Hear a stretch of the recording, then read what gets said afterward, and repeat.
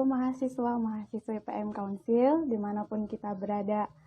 Semoga kita tetap sehat selalu dan dilindungi oleh Tuhan.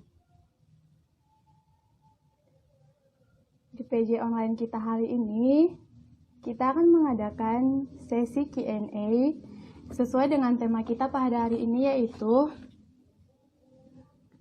satu hati dan mengucap syukur di tengah keadaan yang ada.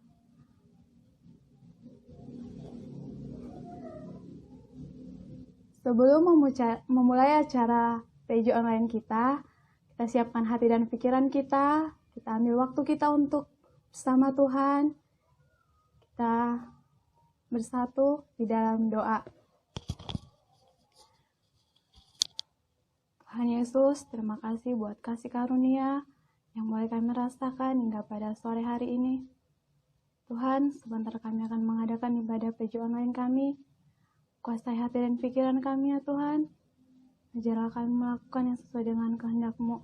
Kami percaya Tuhan, walaupun kami ada di tempat kami masing-masing, untuk mendengarkan firman-Mu, kami percaya Tuhan, Engkau yang selalu ada di setiap langkah kehidupan kami. Bapa, inilah doa dan harapan kami mohon ampun atas dosa-dosa yang kami lakukan. Di dalam nama Yesus Kristus, kami berdoa dan mengucap syukur. Amin.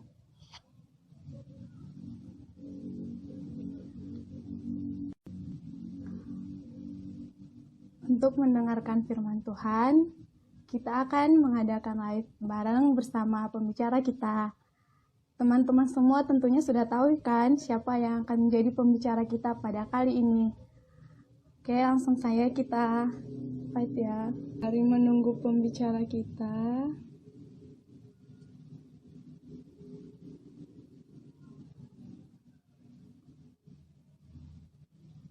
Bang Restu katanya mau kesaksian ya.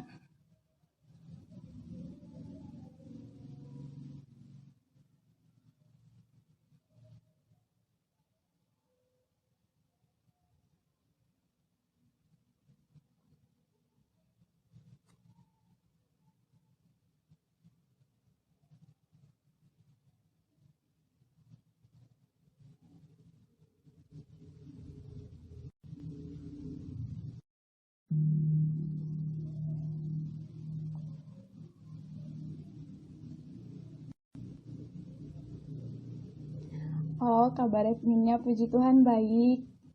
Semoga teman-teman mahasiswa PM Council juga baik-baik ya.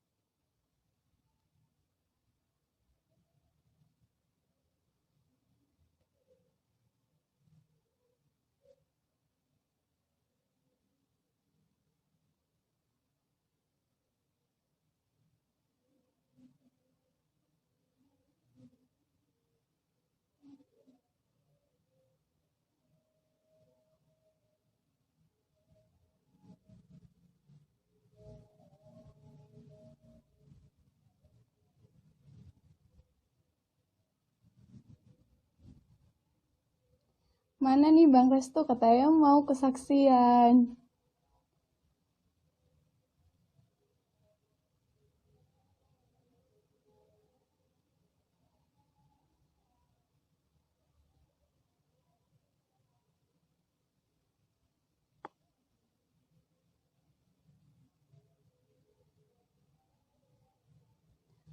Oke.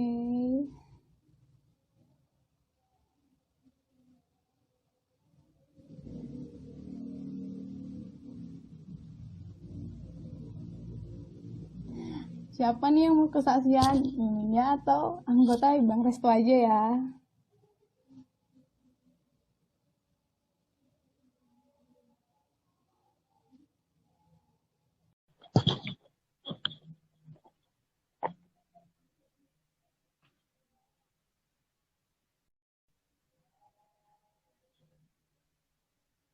Oke, kita lagi nunggu Bang Restu. Iya bener. Yeay. Halo, Shalom. Halo Mimi. Tanya mau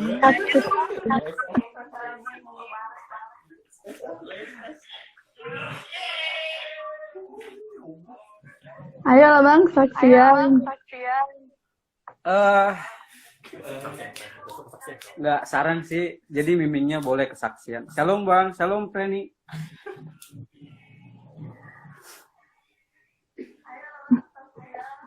Hai Judika.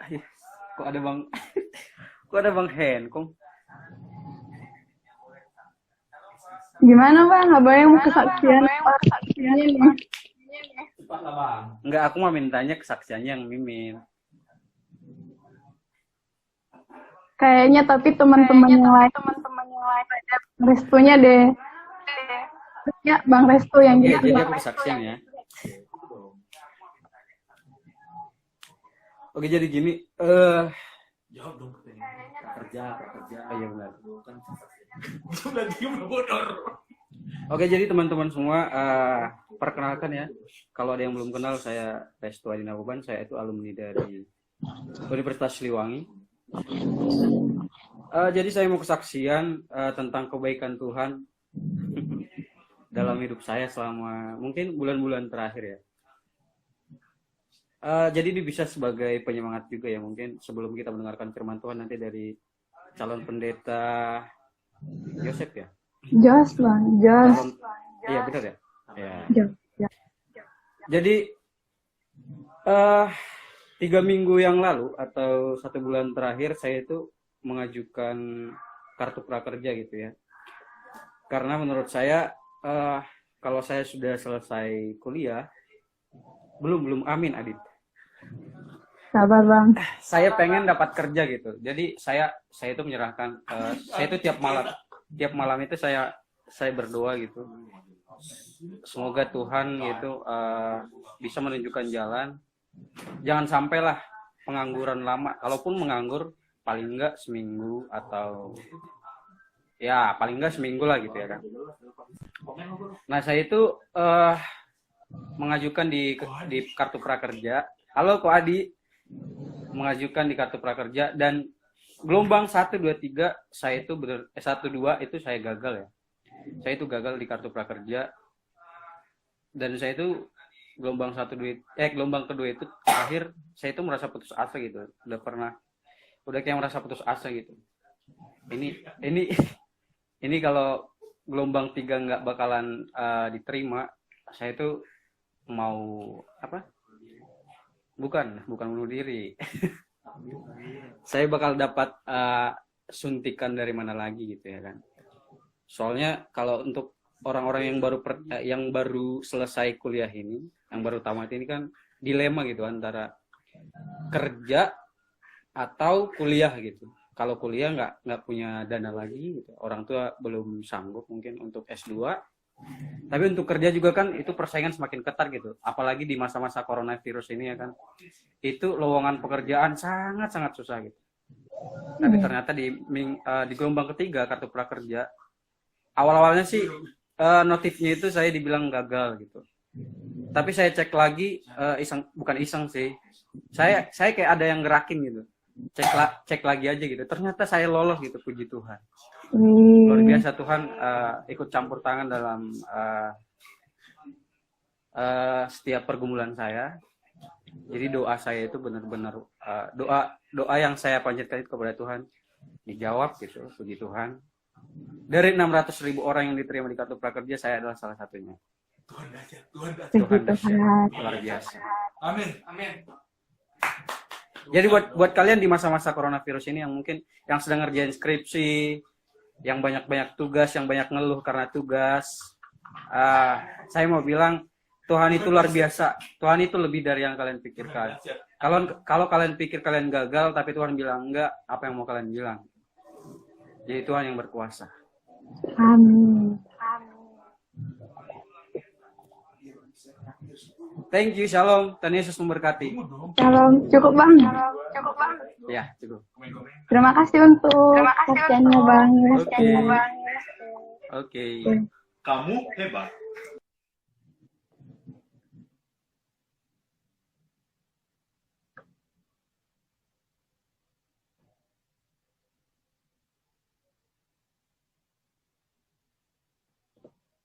Dari teman-teman ada lagi yang mungkin mau kesaksian lagi?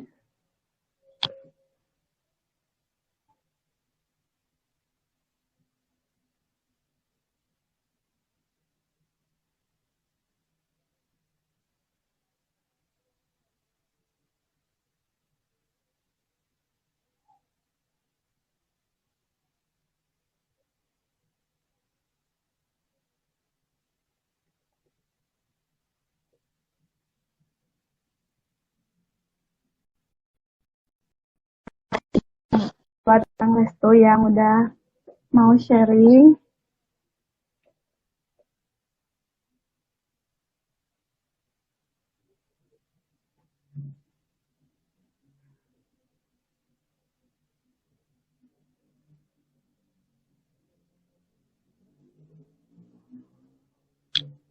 Oke, kita akan mendengarkan firman Tuhan. Nanti setelah mendengarkan firman Tuhan, kita akan ada sesi tanya jawab buat teman-teman. Mungkin nanti ada yang mau ditanyakan. Mulai dari sekarang, boleh pertanyaannya disediakan. Oke, kita akan join bareng bersama pembicara kita.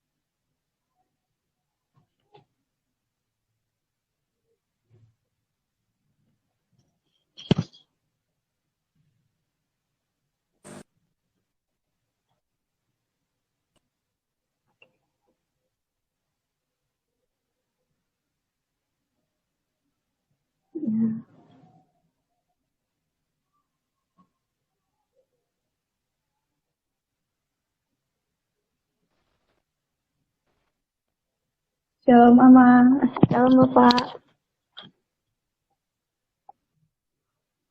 Ini jaringan.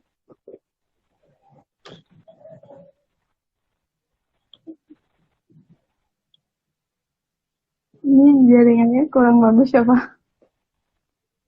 Iya. Aduh. Gimana dia?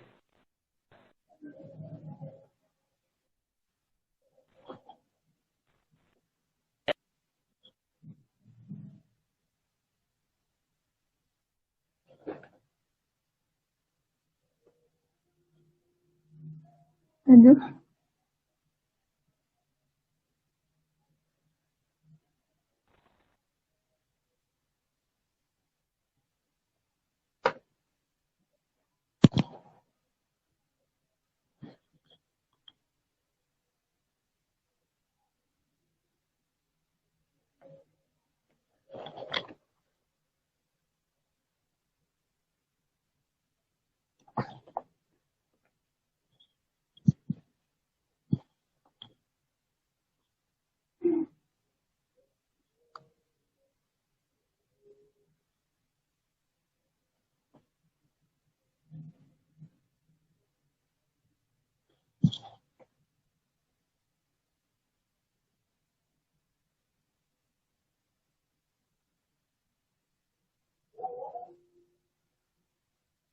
Ya, kita menunggu jaringannya dulu ya teman-teman.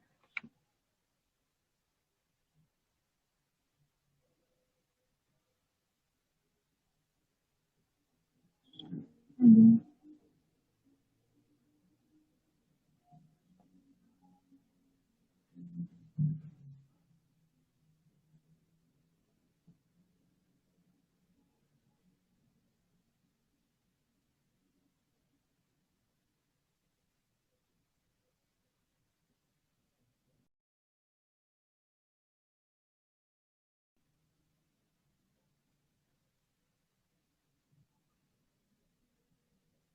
Ya, ada kesalahan dari sinyalnya ya. Kita akan coba hubungi lagi.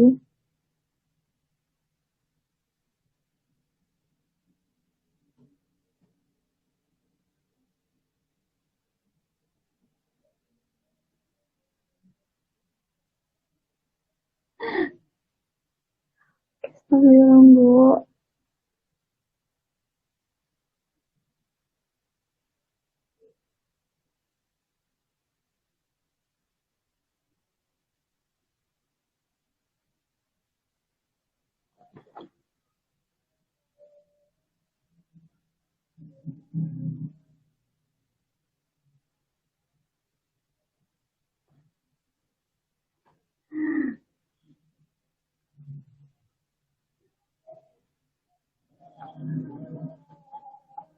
Semoga jaringannya udah bagus.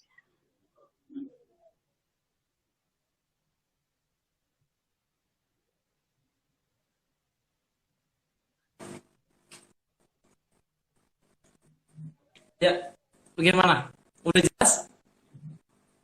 Shalom, Mama. Udah jelas, Halo, Mama. Shalom.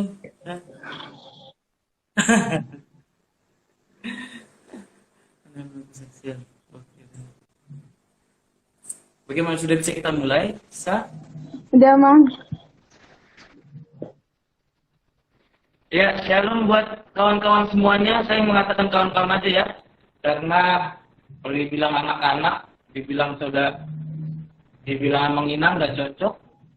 Jadi saya bisa mengatakan saudara-saudara sekalian, selamat datang untuk ibadah PMK Unsil. Saya akan membawakan firman di tengah-tengah kita pada saat ini. Langkah berikutnya, kalau kita awali dengan doa dulu, kita sama-sama berdoa.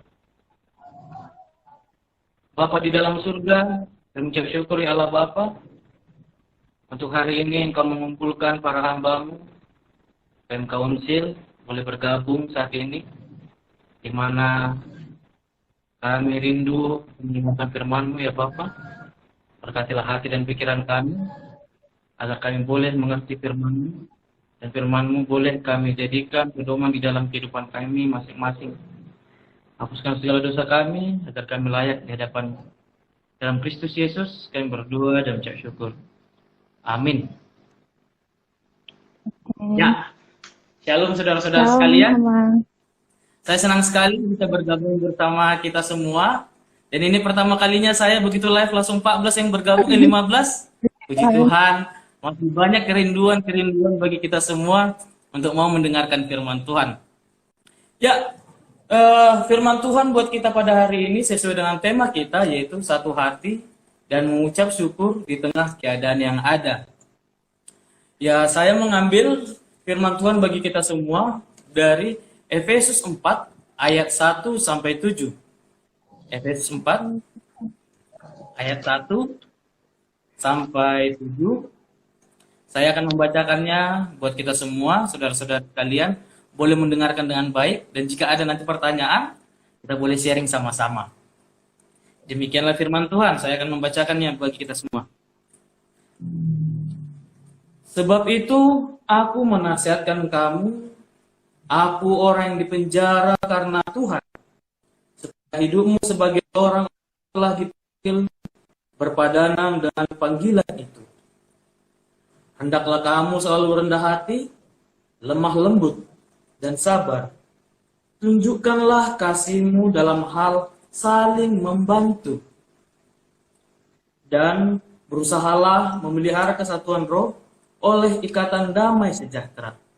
Satu tubuh dan satu roh, sebagaimana kamu telah dipanggil kepada satu pengharapan yang terkandung dalam panggilanmu. Satu Tuhan, satu iman, satu baptisan, satu Allah dan Bapa dari semua.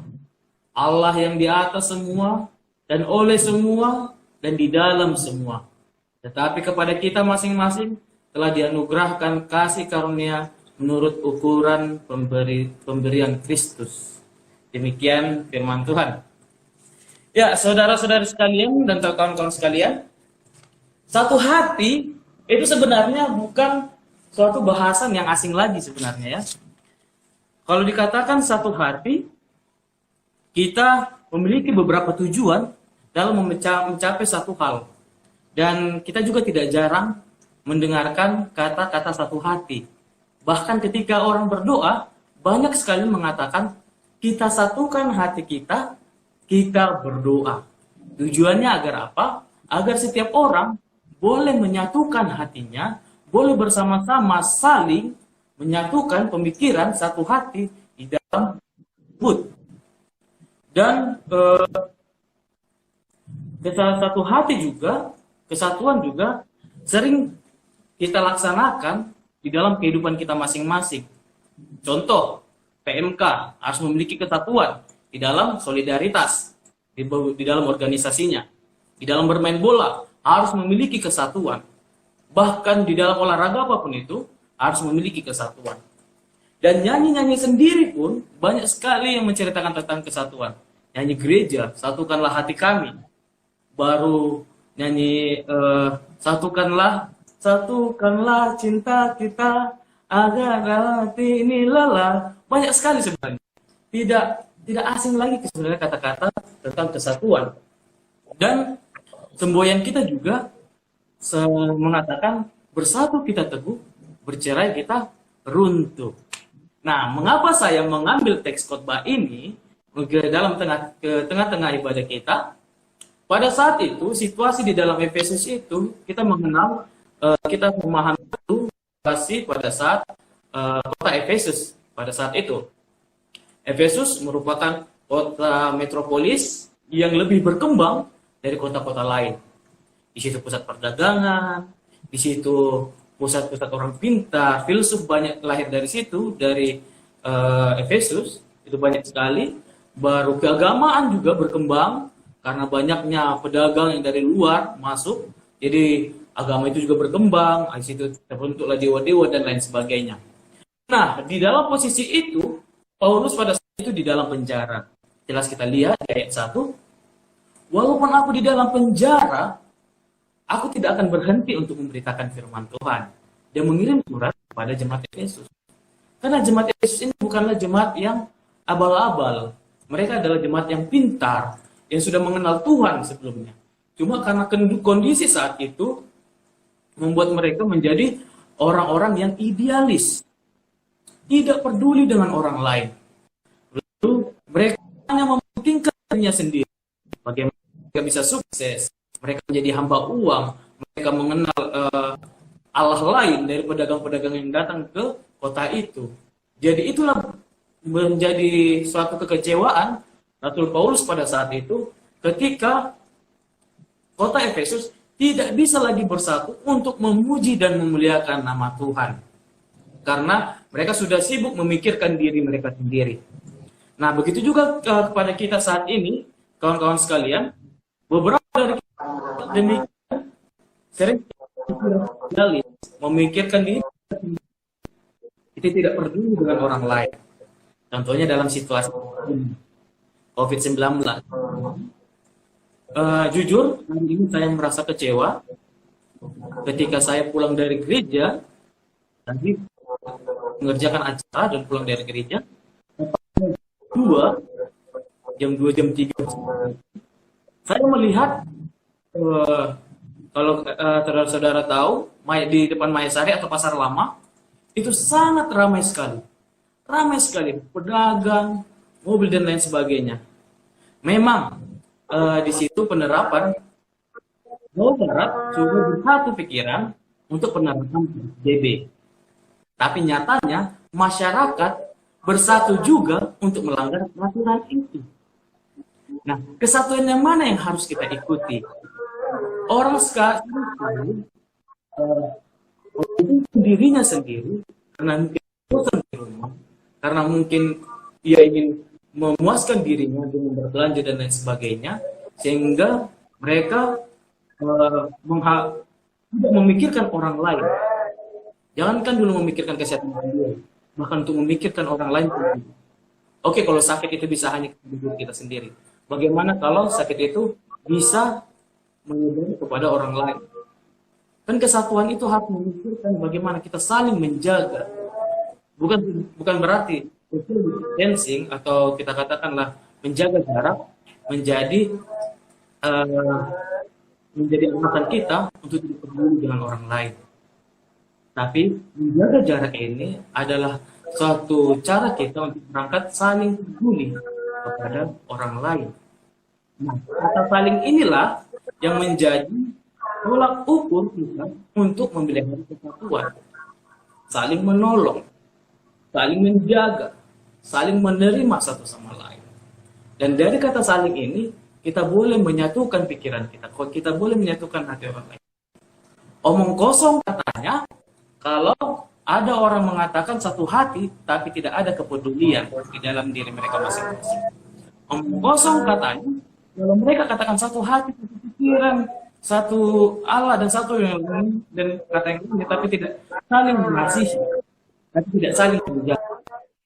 Kesatuan ini kita dapat dari peduli dan lain. Bagaimana mungkin kita satu kasih, tapi kita tidak memikirkan orang lain. Kita masih ideal. Dan itulah yang dikatakan di ayat 2. Hendaklah kita rendah hati, lemah lembut, sabar, tunjukkanlah kasih dengan saling membantu orang lain. Kita hanya diminta untuk stay di rumah, untuk menjaga kesehatan kita. Kita boleh saling menjaga orang lain.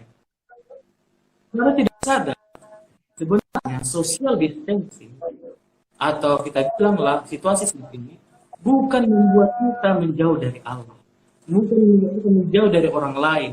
Mungkin kita bisa mengatakan kita jauh dari Allah karena kita tidak ke gereja, bukan. Kita jauh dari orang lain sehingga kita tidak peduli, bukan. Jika Allah menginginkan kita untuk beribadah di gereja, maka kita pasti sama ini Allah di gereja. Kita berangkat ke pergumulan, kita masing-masing berangkat ke gereja untuk mencari Allah dan minta pertolongan. Pada saat ini, contohnya situasi ini, kita tidak mencari Allah di gedung, kita tidak mencari Allah di gereja, tapi kita boleh berkumpul bersama di keluarga pada hari Minggu. Kita boleh berkumpul bersama dalam saat ini dan mengundang Allah untuk hadir di tengah-tengah kita. Selama ini kita mencari Allah di gereja, selama ini kita mencari Allah untuk mencari pemulihan di dalam gedung gereja, pertemuannya. Hari ini kita dan di hari Minggu kita tidak mencari Allah untuk hadir di tengah-tengah kita. Begitu juga dengan jarak kepada orang lain. Bukan seolah-olah ketika orang mengatakan, iya saat ini kita harus menjaga jarak, tidak peduli lagi dengan orang lain. Tidak.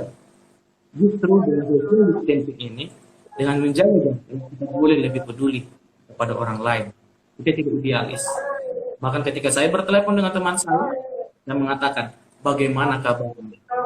Ketika saya memiliki teman contohnya di Jakarta, saya menanyakan, bagaimana kita, apakah kau sehat? Kita lebih peduli dengan orang lain. Bisa saya ambil satu hal yang positif di tengah-tengah situasi saat ini, di dalam situasi yang kita harus menjaga jarak dengan orang lain, kita harus menjaga jarak dan kita tidak bisa beribadah. Di balik semuanya itu ada kesatuan yang harus kita capai, yaitu kita boleh saling peduli. Dan yang berikutnya, kesatuan juga bisa dicapai beberapa tujuan ya. Tujuan keselamatan, tujuan sembuh.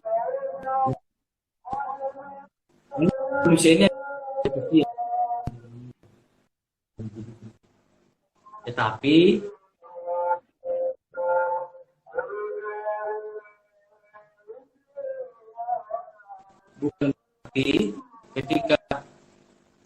bukan berarti ketika kita tidak bersama orang lain kita tidak peduli. Dan dengan saat ini, kita boleh menyesuaikan diri kita dengan situasi saat ini dan saling peduli bersama kepada orang lain. Kita boleh bersatu di dalam pemerintahan. Pada saat ini mungkin kita melawan sesuatu yang tidak tampak, kita boleh melawan hal-hal yang boleh menjadi pergumulan kita. Kita boleh menyatukan hati kita untuk saling mendukung, saling memberi semangat satu dengan lain. Tidak seperti kita tidak seperti masyarakat itu pada saat itu. Mereka hanya mementingkan diri mereka sendiri, menganggap bahwasanya Allah mereka lah yang lebih baik, menganggap bahwasanya diri mereka dulu yang dipikirkan, baru orang lain.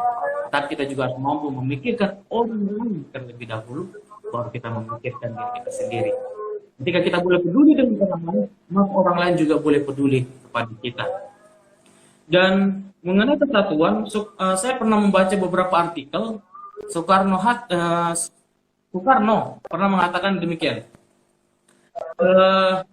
Dia mengatakan, entah bagaimana bentuk kesatuan itu, entah bagaimana rupanya persatuan itu, dan tercapainya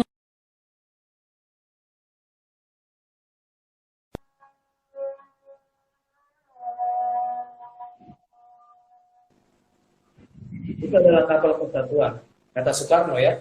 Soekarno mengatakan demikian, dia tidak tahu bagaimana rupanya kesatuan, dia tidak tahu bagaimana tercapainya kesatuan, tapi yang ia tahu ialah kapal menuju Indonesia kemerdekaan, kepada Indonesia merdeka, itu adalah kapal persatuan. Dan itu bisa kita lihat bahwasanya ada tujuan yang harus dicapai, yaitu kemerdekaan. Sama dengan sebagai orang percaya, ada tujuan yang harus kita capai, yaitu keselamatan yang daripada Allah. Baru wadahnya. Kesatuan itu memiliki wadah. Contohnya kalau di kata Soekarno, yang wadahnya itu bisa kita katakan kapal itu, atau perjuangan itu untuk mencapai kemerdekaan itu. Kapal itu adalah wadahnya. Dan kesatuan itu wadahnya ialah firman Tuhan, Yesus Kristus. Yang firman yang telah menjadi Yesus Kristus. Itulah wadah kita untuk boleh bersatu menuju keselamatan. Dan untuk siapa kita bersatu? Untuk apa kita bersatu? Kalau bagi orang Kristen, kita boleh bersatu untuk orang-orang yang percaya kepada Allah. Orang-orang yang percaya untuk mencapai keselamatan. Dan di balik semuanya itu ada beberapa tantangan yang harus kita hadapi, yaitu penderitaan, dosa, iblis pada saat ini, mungkin pergumulan yang kita hadapi untuk memperoleh persatuan itu. Jadi, kesatuan itu bisa kita capai kalau kita boleh saling membantu, kita boleh saling peduli dengan orang lain. Ketika kita mementingkan diri kita sendiri, maka kesatuan itu tidak akan tercapai. Sama seperti PMK ini, PMK ini ya, saya yakin dan saudara-saudara sekalian, dilakukan oleh karena satu tujuan, yaitu ingin memuji Tuhan di tengah-tengah kampung Umsil. Dan saya juga yakin dan percaya bahwa Allah yang mempersatukan saudara-saudara sekalian di tengah-tengah PMK Umsil ini. Jadi hendaklah kita telah disatukan oleh Allah, biarlah kita boleh saling peduli dengan orang lain. Dan ada beberapa hal sebenarnya yang bisa kita ambil dari hikmah dalam segala situasi saat ini, coronavirus ini. Dan kita harus mampu juga mengucap syukur. Yang pertama, kita boleh peduli kepada orang lain dengan kesehatan orang lain, kita boleh peduli dengan kesehatan kita sendiri. Dan tanpa kita sadari, kasus ini adalah ada hal yang baik yang bisa kita dapatkan. Contohnya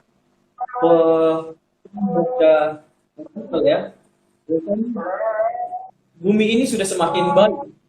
Kalau manusianya tidak baik, tapi bumi ini sudah semakin baik. Polusi udara sudah mulai berkurang, kutub utara sudah semakin sedikit mencair. Ternyata memang banyak populasi yang berkurang dari manusia, tetapi peristiwa ini bertujuan juga untuk mempersiapkan bumi ini agar boleh bertahan lebih lama lagi.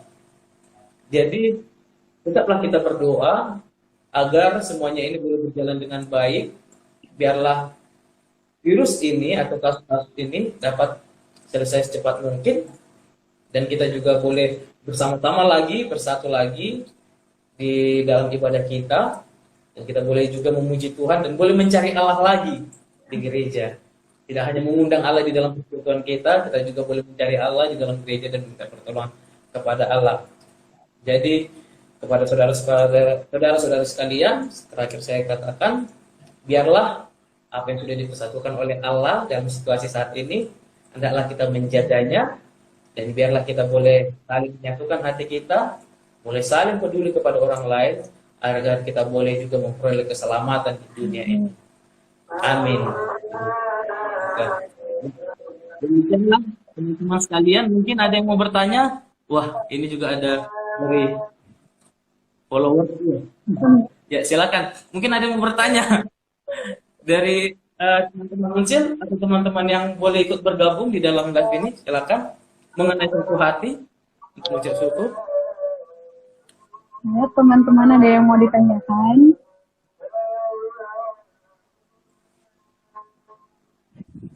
Ya, kita bebas saja mungkin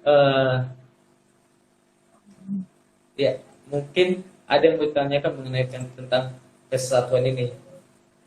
Memang agak berat sebenarnya tema dengan situasi saat ini. Kesatuan, gimana sih kita harus bersatu gitu. Padahal situasi ini menuntut kita untuk boleh menciptakan jalan. Gitu. Oke. Ada pertanyaan ini.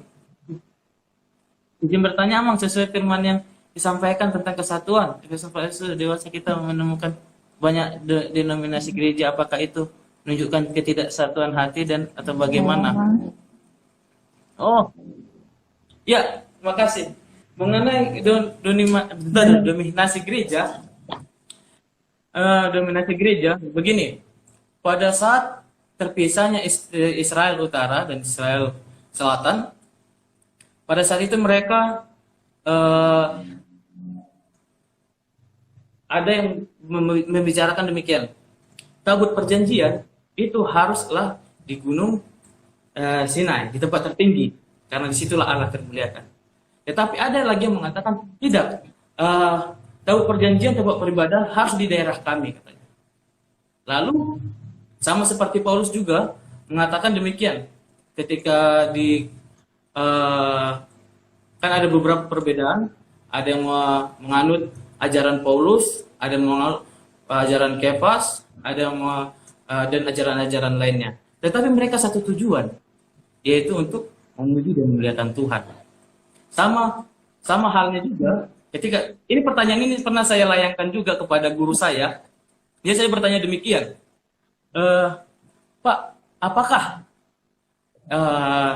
gereja lain dan gereja yang lainnya lagi itu berbeda surganya? Saya katakan tidak. Guru saya mengatakan sangat bijak. Mungkin ini bisa kita ambil cerita ini. Dia mengatakan demikian. Sama seperti pesawat yang mau tujuannya ke Medan. Di sana ada pesawat Garuda, pesawat Lion, AirAsia dan lain sebagainya, tapi tujuannya sama. Tetapi tahu apa yang membuat berbeda adalah pelayanannya. Jadi pelayanan boleh berbeda, tetapi tujuan tetap sama. Gitu. Kesatuan itu tetap ada karena satu tujuan. Jadi perbedaan dominasi gereja, perbedaan gereja dan ajaran yang lainnya, mungkin cara peribadahan yang berbeda tidak menjadi masalah. Hanya saja cara itu hanya sebatas cara, tetapi tujuannya tetap sama, yaitu untuk menuju keselamatan itu sendiri. Begitu. Ada lagi? Banyak. Ada yang ditanyakan tentang kesatuan, ada yang mengucap syukur di tengah-tengah keadaan yang ada ini. Yesus Matupang. Ya, teman-teman. Ada ya yang baru masuk mungkin? Jos? Udin ada yang mau bertanyakan? Nggak ada. Ini ada juga. Tapi ini waktunya tinggal 12 menit lagi, Jamang. Oh, 12 menit lagi. Tapi masih ada, mungkin dari teman-teman ada yang mau bertanya lagi.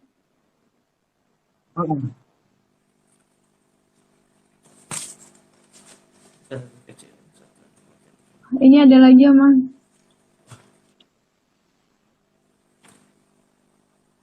Sendiri kalau saya bisa bertanya, Pak, menurut Bapak bagaimana sikap dan tindakan kita sebagai mahasiswa dan orang Kristen di tengah-tengah pandemi ini? Apakah cukup hanya berdoa dan mengucap syukur saja? Terima kasih. Wah, pertanyaan yang sangat baik sekali ya. Oh, Pak, ini banyak. Oke. Saya jawab pertanyaan dari ini, Sembiring ini dulu. Izin bertanya, Pak, menurut Bapak bagaimana sikap tindakan kita sebagai mahasiswa dan orang tengah-tengah pandemi ini? Apakah cukup hanya berdoa dan mengucap syukur saja? Terima kasih. Ya, berdoa dan mengucap syukur itu tidak pasti, karena itulah adalah hal yang satu-satunya bisa kita lakukan dimanapun, kapanpun. Dan beberapa hal bisa kita lakukan sebenarnya dengan mengingatkan orang lain, dan kita contohnya di dalam situasi saat ini kita boleh mengangkat tema yang sesuai dengan situasi saat ini. Itu juga adalah salah satu untuk penguatan bagi diri kita di tengah-tengah pandemi ini, karena di tengah-tengah pandemi ini tidak hanya sosial, tidak hanya ekonomi, banyak sekali yang merasakan betapa beratnya situasi saat ini. Bahkan orang banyak yang sudah mulai jatuh mental terhadap situasi saat ini. Bahkan anak-anak sendiri yang tidak boleh main keluar, mereka sudah mulai itu saya baru cerita dengan beberapa orang tua. Anak-anak banyak yang sudah mulai bosan dan sudah mulai bukan menjadi lebih baik lagi anak-anak itu. Jadi mulai melawan kepada orang tuanya karena situasi saat ini. Dan itulah tugas kita. Kita harus boleh saling menguatkan kepada kawan kita satu sama lain. Tidak hanya menjaga kesehatan kita, kita juga boleh mengingatkan orang lain untuk boleh menjaga kesehatan mereka. Dan kita juga harus boleh saling peduli, tadi seperti saya katakan itu. Saling peduli. Tidak semata-mata kita mendoakan supaya COVID ini segera berlalu, corona segera berlalu, kita mengucap syukur karena kita dalam keadaan sehat. Tidak semata-mata demikian. Tetapi biarlah iman kita itu boleh kita bagikan kepada orang lain. Contohnya kita, apa yang sudah kita imani. Contoh, kita sudah berdoa kepada orang, kita sudah berdoa untuk keselamatan orang lain. Biarlah keselamatan itu kita berikan juga kepada orang lain dengan mengingatkan mereka, dengan memberikan kekuatan kepada mereka. Tidak banyak memang bisa kita lakukan, tapi memberikan kekuatan, menanyakan keadaan mereka, menunjukkan rasa peduli, itu sudah sangat cukup sekali sebagai orang Kristen. Ya, itu saja dari kepada Sembiring. Berikutnya dari si Amos. Ya. Amos. Shalom, Pak. Ingin bertanya bagaimana cara kita bisa mengucap syukur selalu setiap dan walaupun itu Menyebutkan. walaupun itu menyebutkan terima kasih. Iya. Iya, yang susah ya. Di dalam keadaan sulit, di dalam contohnya kita sudah keadaan terpuruk, bagaimana cara mengucap syukur? Seperti ini, di dalam situasi saat ini, kita katakanlah umur saya sekarang 28 tahun. Karena satu permasalahan, tidak mungkin saya kecewa kepada Allah. Padahal sudah banyak permasalahan yang telah dibantu Allah di dalam kehidupan saya.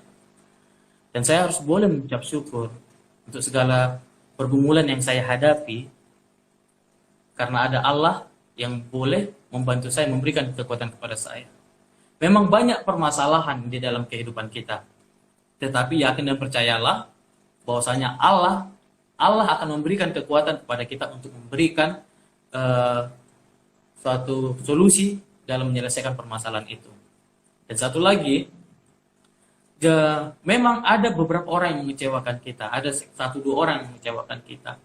Ya, tapi yakin dan percayalah, ada banyak orang yang begitu baik kepada kita. Tidak pantas kita harus tidak mengucap syukur untuk hal itu. Mungkin kita boleh kecewa dengan segala permasalahan yang kita hadapi. Tetapi di dalam kekecewaan itu, percayalah, ada Tuhan yang memelihara kamu.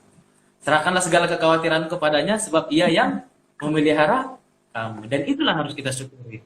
Kita memiliki Allah yang memelihara hidup kita. Jadi apapun permasalahanmu, ya kau harus tetap mengucap syukur. Karena Allah setia menjagamu. Dan Allah pasti akan mengirim bantuannya, akan mengirim pertolongan kepada kita dengan cara apapun itu. Bahkan batu sendiri pun, Daud, semua orang tidak percaya bahwasanya dia akan menjadi raja, semua orang tidak percaya bahwasanya dia akan mampu mengalahkan Goliat, tetapi batu yang kecil itu dipakai Allah untuk menolongnya. Dan itu harus kita yakini. Mau semua orang meninggalkan kita, mau beberapa berat beban kita, bahkan batu sendiri boleh diberikan Allah sebagai bantuan kepada kita. Dan itulah alasan kita untuk mengucap syukur.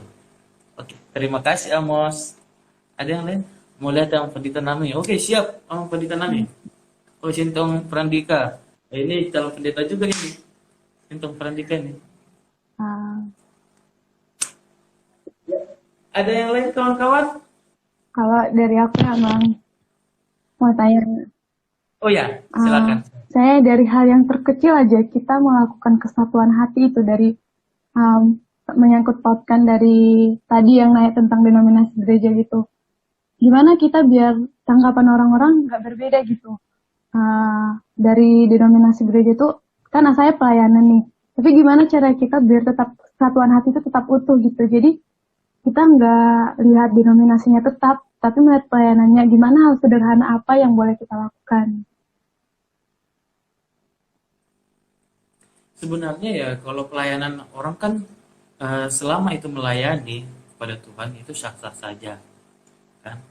Tapi ketika kita menyalahkan pelayanan seseorang di dalam gereja juga, tidak jarang ada orang menyalahkan, nggak benar itu gereja sini, tidak benar itu ajaran seperti itu. Masa melayani di situ? Nah, di situ jangan biarlah orang lain berkata demikian, gitu. Tetapi jangan mengecilkan hati kita untuk melayani Tuhan. Sebenarnya sama seperti ini, ya, sama seperti kita pada saat ini, sama seperti situasi kita saat ini. PM Council lah saya katakan. Alasan kita untuk hadir di tengah-tengah PM Council ini untuk apa? Apakah untuk mencari tukang ketika dia tidak memiliki jodoh, ketika dia tidak menjumpai jodohnya, maka dia akan keluar. Ketika ia mencari teman kah? Ketika ia tidak memiliki teman, maka dia keluar. Apakah dia mencari keuntungan kah? Ketika ia mencari keuntungan, maka dia keluar. Tetapi kita boleh bersatu di dalam PMK ini hanya karena Tuhan. Kan? Kita mencari Tuhan di dalam persekutuan PMK ini. Jadi kita selalu mencari Tuhan dan Tuhan itu selalu ada. Makanya ketika kita meyakini hal itu, maka saudara-saudara sekalian tidak akan keluar dari PMK, tidak akan lari dari persekutuan PMK. Itu harus kita yakini. Dan jadi sama dengan pelayanan di gereja, mau apapun itu, mau apapun kata orang dan segala macamnya, ya aku di sini bukan untuk orang lain, saya di sini untuk Tuhan. Gitu. Jadi saya mau melayani orang lain, saya melayani orang lain untuk Tuhan, begitu. Oke, Mang. Ini waktunya tinggal 3 menit, lagi ya, Mang. Atau nanti mau dilanjut? Aduh, semenit lagi. Tinggal 3 menit lagi sih, Mang. Ya udahlah. Mungkin nggak ada lagi yang mau ditanya teman-teman. Oh, ada, Mang? Oh, ini. Tessa. Shalom, Amang. Mau nanya bagaimana kabar Amang? Oh, baik. Oh, enggak salah. Sorry. Shalom, Amang. Mau nanya bagaimana cara membangkitkan semangat dalam ibadah di rumah masing-masing. Sedangkan suasananya begitu aja. Wah, iya berat ya. Yang dilihat itu saja ya. Ya, sama seperti yang saya katakan tadi. Memang situasi saat ini ya kita ya apa boleh buat ya sebenarnya. Memang kita terbiasa mencari Tuhan di gereja, mencari persekutuan itu di dalam gereja. Tapi beberapa hal bisa kita lakukan sebenarnya bersama keluarga saat ibadah itu gitu. Mungkin kayak Tessa ini, keluarganya semuanya pemain musik ini. Keluarganya aliran musik semua nih. Bisa sama-sama nyanyi setelah itu. Dan harapan kami ya sebagai pelayan,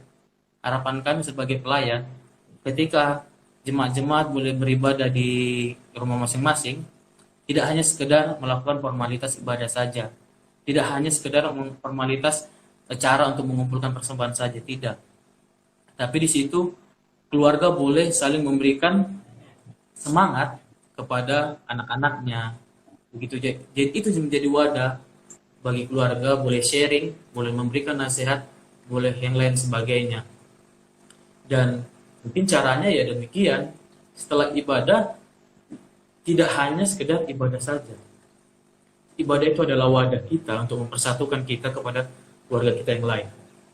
Yang selama ini mungkin kita jarang komunikasi, yang selama ini mungkin kita berada di dalam perantauan, mungkin yang selama ini mungkin orang tua selalu bekerja, tapi karena ibadah kali ini, ibadah keluarga ini, kita boleh sharing bersama keluarga. Mungkin caranya supaya tidak membosankan, mulailah memberikan keterbukaan kepada keluarga untuk apa yang kita alami di dalam kehidupan kita. Sehingga ketika ada keterbukaan, kita boleh saling sharing, dan ibadah itu tidak hanya sekedar ibadah saja, tetapi membuahkan hasil juga di tengah-tengah keluarga. Aduh. Tadi waktunya udah habis. Oh iya, siap. Gimana? Masih dilanjutin ya? Kita setelahnya bergabung. Ini masih ada yang mau bertanya enggak emang? Aduh, sorry. Ya, kepada teman-teman, ada yang mau bertanya? Iya, si Pak Pahan, adik. Ya, silakan. Desi, ada yang mau ditanya? Sesuai dengan tema kita, satu hati dan mengucap syukur di dalam kondisi yang ada. Jose?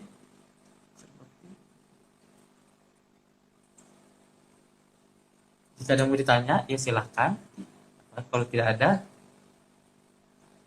Tutup.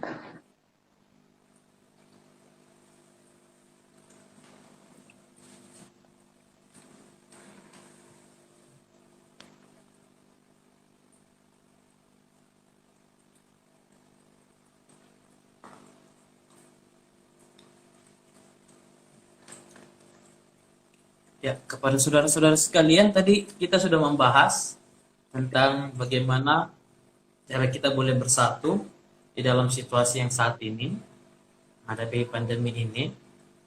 Dan tadi juga ada beberapa pertanyaan yang sangat menarik. Bagaimana kita boleh bersatu di dalam situasi saat ini, apa yang bisa kita lakukan? Apakah cukup dengan berdoa dan mengucap syukur saja? Berdoa dan mengucap syukur ya harus dilakukan sebagai orang yang percaya, dan beberapa hal juga boleh kita lakukan sebenarnya untuk menjaga kesehatan kita, mengingatkan orang lain, terutama dalam keluarga, boleh lebih peduli lagi kepada orang lain. Lalu lagi ada pertanyaan dari si Amos tadi, tentang dominasi gereja. Memang beragam untuk pelayanan, tapi tetap satu tujuan, yaitu kepada Allah itu sendiri. Dan banyak hal yang bisa kita lakukan untuk mencapai satu kesatuan. Jadi sebagai orang percaya ya, apalagi di tengah-tengah situasi saat ini. Ya, ada yang mau ditanyakan kepada teman-teman sekalian mengenai tema atau yang sudah kita bicarakan tadi, atau yang sudah saya berikan tadi. Jika ada pertanyaan, persilakan. Sepertinya udah nggak ada lagi jawab. Ya udah nggak ada lagi ya. Baiklah, kalau demikian kita tutup aja di dalam doa. Ya Mas, kalian doa.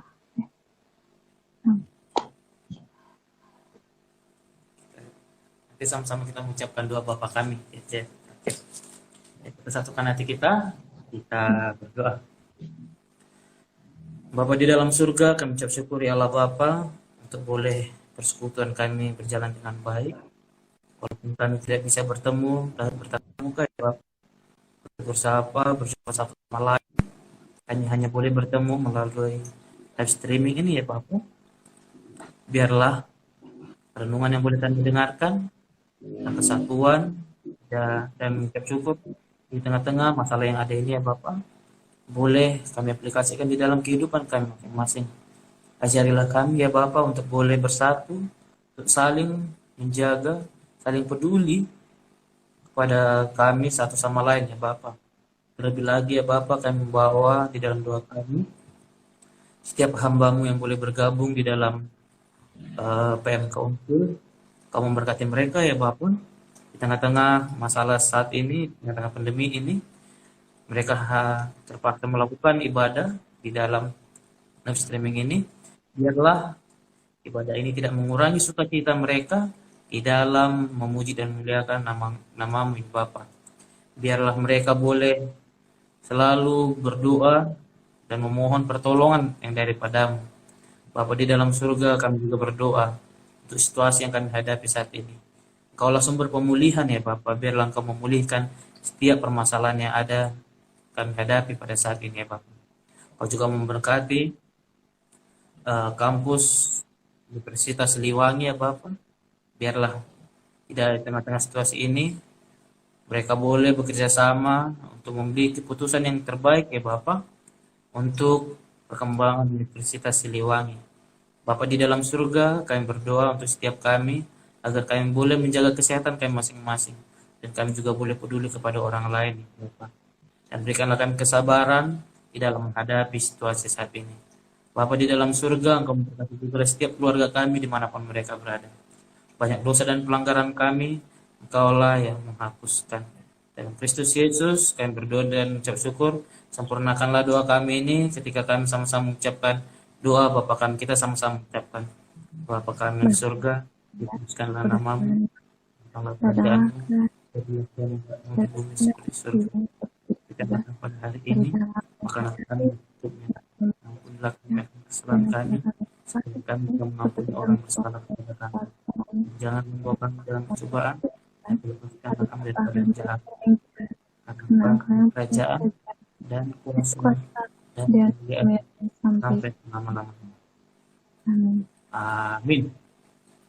Ya, shalom buat kita semua. Terima kasih ya Mam udah mau sharing sama dengan kita di MNC.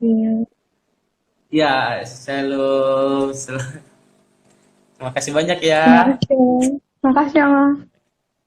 Ya, izin live ya. Ya Mam. Oke, siap. Terima kasih ya Mam. Ya. Oke, demikianlah ibadah PJ online kita pada hari ini. Semoga kita boleh menjadi pelaku firman Tuhan di tengah-tengah keluarga kita, terlebih di tengah masyarakat. Semoga apa yang boleh kita dengarkan boleh berakat, bertumbuh, dan berbuah dalam kehidupan kita. Tetap jaga kesehatan, stay at home, dan Tuhan Yesus memberkati. Shalom. Bye-bye.